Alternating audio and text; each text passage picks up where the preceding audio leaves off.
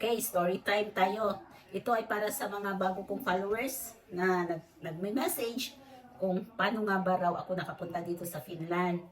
Okay, ganito po yon. Way back 2023 November, nag-apply po ako, galing po ako sa Abu Dhabi.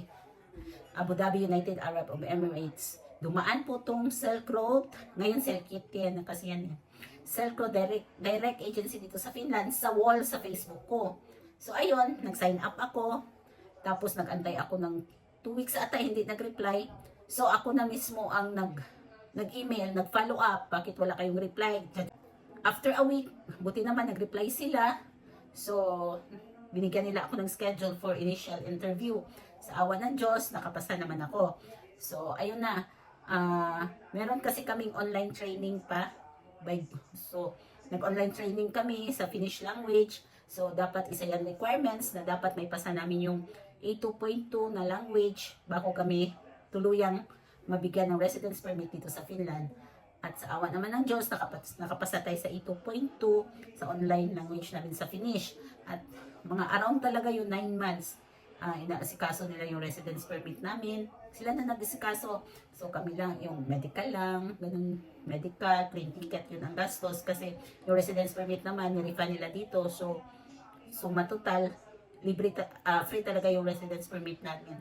So, to make the story short, November 2023, November, lumipad na kami papunta dito sa Finland. Marami kami, around 60 yata. Taga Dubai, Japan, Saudi, Kuwait, iba-ibang country kami. So, ayun na. So, nung nagpunta na kami dito, meron na kaming workplace. May nagtatrabaho sa nursing home, may hospital. Tapos kung napapansin nyo sa mga videos ko, nag-aaral kami every once a week. So yung aral namin, pinapaaral kami ng employer namin, which is the City of Helsinki, para maging isang ganap na practical nurse. Kasi back sa mga kung saan kami dati, hindi naman caregiver lang eh.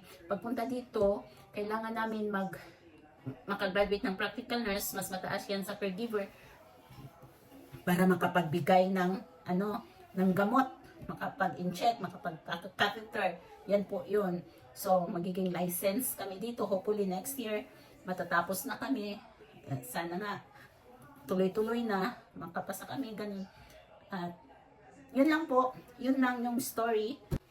Ang lesson ko lang po dito sa mga applicants, hindi lang dito sa Finland, kahit saang bansa kayo nag-apply, kung mag-email kayo, huwag niyong antayin na aabot ng isang buwan hindi kayo replyan. Kayo na po mismo ang gumawa ng paraan. Kayo na ang mag-email, mag-follow up